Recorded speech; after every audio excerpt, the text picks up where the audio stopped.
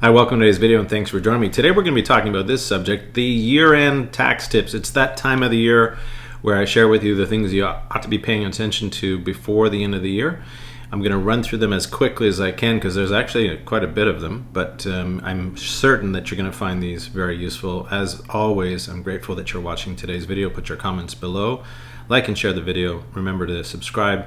And let's get into why you're here today. So let's talk about who is this video for. What am I going to be talking about in all this? Well, you can see right here, we're going to be talking about tips for investors, home buyers and owners, families with students, family members with disabilities, individuals making gifts, individuals expecting changes to their tax rates, and finally with business owners and employees. All of these tips, all these tax tips, and the things to do before the end of the year are all going to be under these categories, and I'm going to run through them as quickly as I can. Okay, so let's get into the first one. Year-end tax tips for investors. Well, this is a good one. So let's talk about, for some of those of you who are trading stocks, there's something called tax loss selling. So let's go into what that means and some of the things you need to be aware of. Okay, so tax loss selling involves selling investments in non-registered accounts with accrued losses at the end of the year to offset your capital gains in your portfolio. So essentially, you're looking at the stocks that you have that are negative, and you're going to sell them at the end of the year to actually crystallize that loss, right? The net capital losses that cannot be used currently may either be carried forward or back 3 years, carried forward indefinitely to offset your capital gains. So this is just simply, 2025 was a great year in the market. Many people made a lot of money, and then you had some that were really those dogs that just didn't do all that well. And you've got a big capital gain on a lot of your portfolio, and you've got some losses. So it's a good time to be able to sell those, to crystallize that loss, to lower the capital gain that you would be incurring for all those other great investments that you've got. Now, in order for your loss to be immediately available in 2025, one of the prior 3 years, the trade date must take place by December 30 of this year. So it's really important that you don't wait to the last moment to do this. Get after it. Make sure you sell those securities well before the end of the year. Okay. And now, something you need to be aware of here. For those of you who have securities in US dollar accounts, this is something really important. I'm going to give you a real example of what you have to be aware of when you think you actually have a loss, but you might actually have a capital gain. So let's use this as an example. If you have purchased, let's say, an investment, 1,000 shares and they're worth $10, and you purchased them when US dollar was at par. How long ago was that? In any case, par with Canada. In any case, this idea is really around the conversion. When you sell your US dollar, the CRA is concerned about Canadian dollars, so they're not really all that concerned about the fact that it's in US dollars. They're going to convert it. So here's what's happening. Your shares are now worth $9, so you think you've got a loss. And so you say, well, okay, I'm going to sell that stock and realize $1,000 capital loss. But the problem is that it's converted to Canadian. So you actually purchased it for $9,000 US, but it's worth $12,600 Canadian. That is a capital loss for you, or that's a capital gain for you of about $2,600. So be wary of your US dollar positions and make sure you're actually not just thinking about the per share loss, but what does it result in Canadian dollars for you. Okay, that's really important. Superficial losses. If you plan to repurchase a security you sold at a loss, and then this would apply, a superficial loss would apply when you sell property for a loss and then buy it back within 30 days. So in order for you to make sure that you don't have a superficial loss, when you sell your security, do not buy it back within 30 days. You have to wait. And then after that, you would be able to claim that as a loss. In this case, your loss would be declined if you repurchase the security within 30 days. So be careful of that. Transfers and swaps. Many of you ask me, can I do, this is later on in the RIF, but can I take a withdrawal instead of selling the security in my RIF account to raise the capital for what the minimum I need to take in each year? Couldn't I just transfer that to your TFSA, yes, that's the case that you could be doing that, and then it's considered a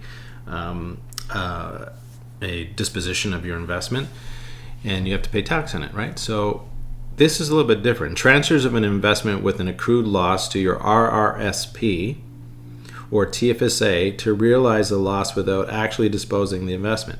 So think of it this way: you are actually trying to take a loss. As you know, you can't claim a loss in your RRSP account and your TFSA account. So you figure you'll transfer it to a TFSA and take the loss there. It doesn't work like that. That would be denied immediately by CRA. To avoid these problems, sell the security, transfer it to wherever you want to transfer, assuming that you've got room in those accounts. And then if you want to buy back the investment after 30 days, same thing. Superficial loss applies here, so you want to make sure that you're just sell the security, wait 30 days, and if you really want that security back, buy it back in whatever account you've decided to buy it in.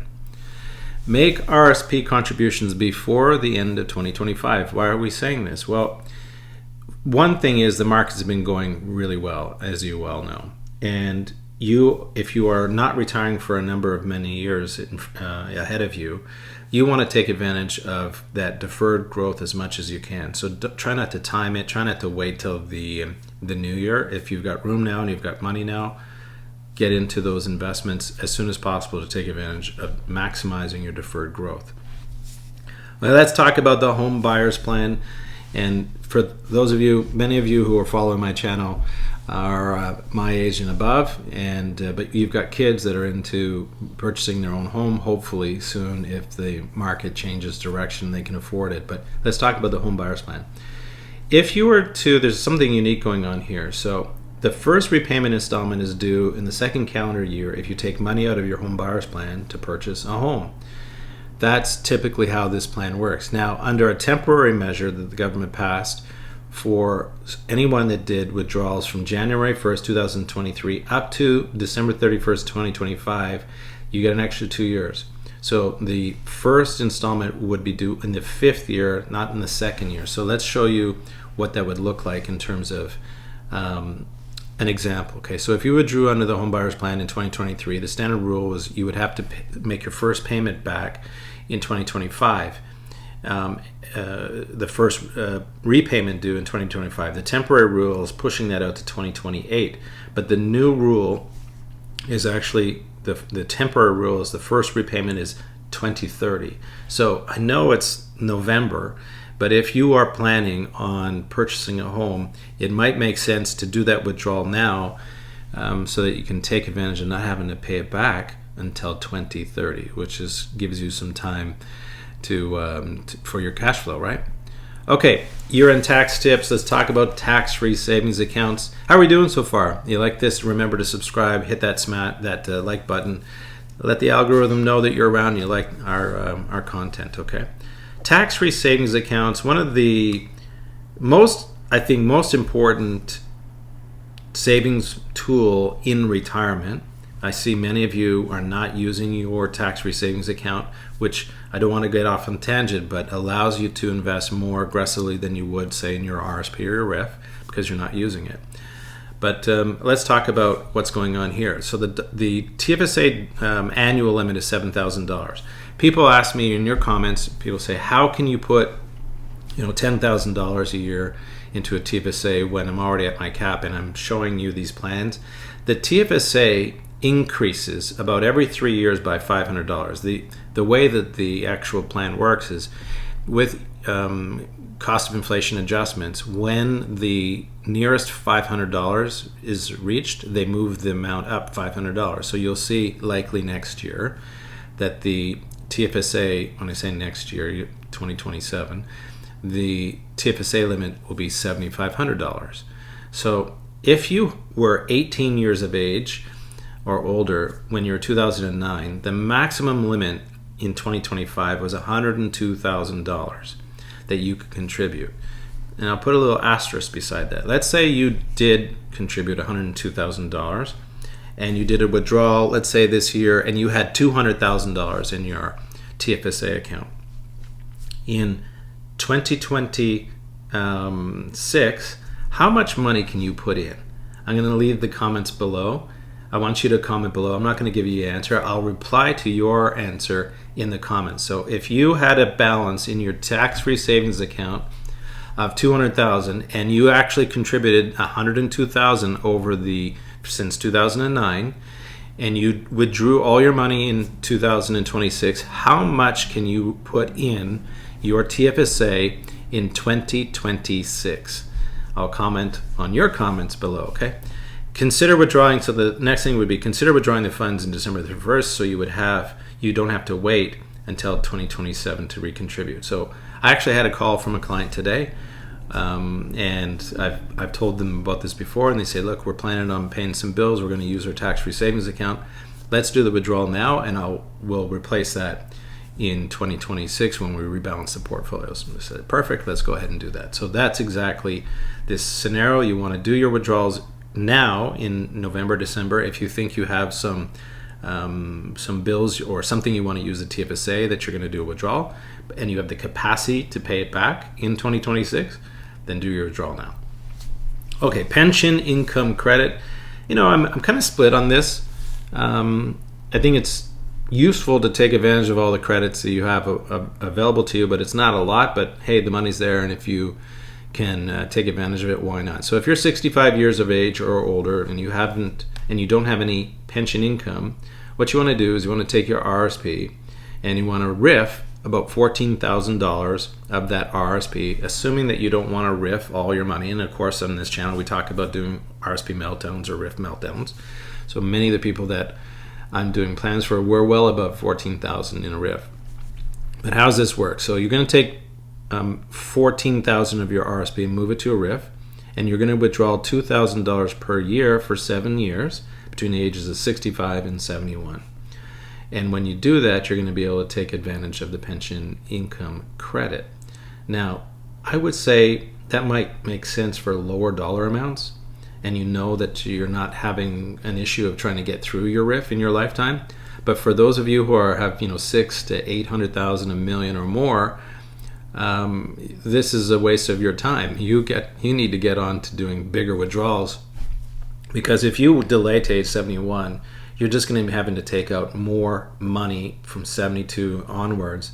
That's going to make your tax rate much larger later on in life. And remember, your CPP and your old age security are also much larger at that time of your life as well. So your tax rate is just going much higher than it needs to be. You need to get on those withdrawals much sooner. But if you have a low dollar amount, let's say it's $300,000, then start doing this strategy to take advantage of the income tax credit, pension income tax credit, and then begin your RIF meltdown later on, because it's not a lot of money to get through. So this would help you. It's not a lot of money that you're going to be saving, but it's taxes that are tax credits that are available to you.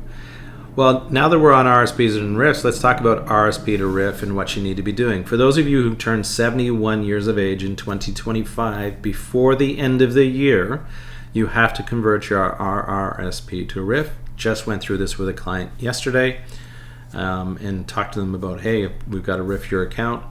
And of course, they're in agreement to doing that. If you don't do this, and let's say you're at an institution, financial institution, to be careful when I say institution, I meant financial institution, you are going to see that your financial institution will just make that decision for you. So it's important that you control that, make sure what you're invested in remains the same. But essentially, you need to convert your RRSP to RIF before the end of this year. And now here's a little secret to being able to get a little bit more money into your RRSP and your RIF. If you have any T4 income, okay, in 2025, and you are about to RIF your RRSP, what you could do is over contribute to your RRSP. This is tricky. You got to talk to your advisor or your tax professional about this, but you over contribute in December to your RRSP and RIF your account, because what will happen is you'll actually have an over contribution. The penalty is 1%, but as soon as the clock turns to January 1st, that penalty goes away, because you now have the room available for 2026 to contribute because of your 2025 T4 income. So it's only 1 month that you have that penalty. and you're able to stuff more money into your RSP than you would have been able to otherwise. So this is a little technique to be able to get more money into your RSP before you RIF and you can't do it anymore. Of course, you know, or you may not know, but if you are already in a RIF and you have RSP room, you can always make spousal contributions to your spouse if they haven't reached 71 years of age yet. Okay, let's talk about the first home savings account. How we doing? I'm trying to blast through this as fast as possible. Some of these things may not apply to you, but you have kids, I think, that are in this sort of timeline, so it makes sense for them. So you can contribute $8,000 to a first home savings account, and plus any carry forward that you have available from previous years. So let's say you didn't contribute last year, so you have the $8,000 from last year, the $8,000 from this year, so you can put in a maximum of $16,000 and catch up that timeline. It's only 2 years that you can do it at a time, and you can put in a maximum of $40,000 into the first home savings account. Now, what's interesting about this is these are tax deductible contributions, okay? Similar to the way that an RRSP works. But unlike RRSPs, contributions you make within the first 60 days of the new calendar year cannot be deducted for. So 2026, make a contribution in your first home savings account does not apply to your 2025 tax year. That's the big significant difference. You only do that in an RRSP account. Reno tax credits means renovation tax credits. For those of you who are thinking of bringing in any family members to live with you, it doesn't matter as long as they're related, you can apply for this tax credit. So there's two of them. One of them is the home accessibility tax credit. This is a non-refundable tax credit, and it assists seniors and those who have eligible disabilities to do some renovations in your home to make it more accessible for those people to be in your home. It's 15% of the expenses, and it's, so let's say you had $20,000 worth of expenses, you could get a tax credit equal to $3,000. The next one is the multi-generational home tax credit. That's where we're talking about anybody that's related to you, which is really good. So you have, let's say, a niece coming to live with you to go to university, you create a room downstairs for her. There's some rules around how the separate entrance, all these things. But if you want to take advantage of this tax credit, it's really cool. It covers creating a secondary unit in your home. And it's, again, 15% up to a maximum spend of $50,000. So let's say you spent the $50,000, you get $7,000 tax credit. That's useful to help you create another room in your home. RESPs, kids going back to school. They need the money to go to school. How's this work? I'm not going to go into all the rules around RESPs. Essentially what we're just trying to make sure here is that you want to take advantage of getting the CESG.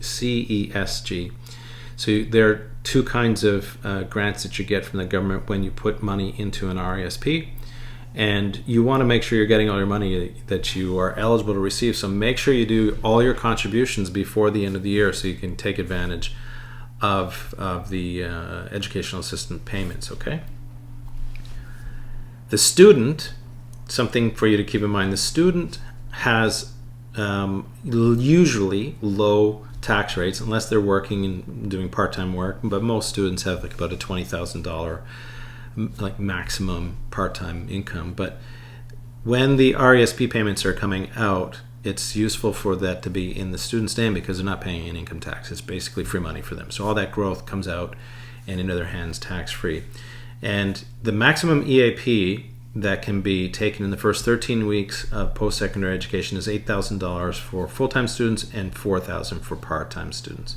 Okay, let's talk about RDSPs, one of the most underutilized programs in Canada, I think. And so this is a registered disability savings plan. Some of you have asked me to make sure I don't use the acronyms, but I just find that many people know what they are. But RDSP is one of the most underutilized programs. I actually like it. Most banks, most financial institutions have it. Allows you as a parent or grandparent to deposit money up to $200,000 over the time. Now there's some restrictions as to when. So the $200,000 has to be before the age of 59. The credit that the government gives you, similar like an RESP, where they give you some money to match your contributions. That has to be done by the age of 49, so there's something you have to be careful about there. But it's one of the most underutilized programs. So what is this really doing here? This allows you as a parent or grandparent, let's say, to put money for your child who has a registered disability, and that's going to act like a pension plan for them in life to allow them to sustain their lifestyle. Now, what's also very interesting about RDSPs, it's an estate conservation tool, because you can move your RRSP as a beneficiary at your passing into an RDSP, and so there's no tax at that point. Normally, if you leave money behind in your RRSP when you pass away and you're the last survivor, that money is going to be taxed by CRA. If you may recall that video, the $600,000 tax bill the couple received. But in this case, the money would move, not all of it, right? Because the maximum is $200,000 and it has to be before age 59. But the money would move into the RDSP on a tax-free basis, and then that child could withdraw the money in their lifetime. So it's a great conservation tool for RRSPs. If you've got a child with a registered disability and you're receiving the disability tax credit, this is how you get the RDSP in place, is you have to have the tax credit first, okay? Lower income. This is applying to many of you in 2025 and likely to many of you in 2026 as well. And the reason for that is we've seen some layoffs of companies, especially people that are in their late 50s, and the companies are saying, let's get somebody younger in here. If you are in that case, you know what I'm talking about. So what does this really mean? So if you're expecting to have a lower income in 2025 than in 2026, then it might make sense for you to realize some capital gains now in 2025 as opposed to in 2026. And if it's the reverse, if you think that you're going to have a lower income in 2026 than compared to 2025, wait with the defer your capital gains in 2026. Not on the screen here, though, is also RSP withdrawals. If you've been unemployed for let's say half of the year, it doesn't have to be half the year, but just if you've been unemployed and your income is much lower in 2025, but you expect to get a job in 2026, it's okay for you to do an RSP withdrawal. You're in a lower tax rate, and you can use that money and put it into your TFSA. So pay a little bit less tax and throw it in your TFSA. It's what you're going to do when you retire anyway, and the money's going to grow tax deferred. In the TFSA, you're not going to pay any tax. So the money's going to grow in your tax-free savings account, and you won't have to pay any income tax. So in years of low income, you want to do the RSP withdrawal and move it into a TFSA if you have the room. Okay. And now finally, the last one, second last one, there's one after this, but business owners. Let's talk about business owners just for a second. General rule of thumb. Now, there's a whole video I'm going to be doing about this to help you understand, should you pay yourself a salary? Should you pay yourself a dividend? Should you pay yourself a blend of both, salary and dividend? And so there's actually evidence to support that if you pay yourself a larger salary and you can make RSP contributions and TFSA contributions, that is better than just doing a dividend alone. So receiving a salary up to $187,000 in 2025 would create the RSP contribution room for the next year, $33,810. That is a T4 income. As a business owner, you're paying yourself that as a salary. That creates the T4 income, that creates the RSP room, and you can contribute that maximum to your RRSP in 2026. And withdrawing sufficient funds to maximize the TFSA as well, which I just mentioned as well. Okay, good to see you again in today's video. And as always, I have this question for you. Which year-end tax tip has been most useful for you? If there is a tax tip that you found that is very useful but that we didn't cover it, put it in the comments so everybody can learn about it. Again, thanks for joining me on today's video. It was great to see you, and I look forward to seeing you in the next video. Thanks, and be well.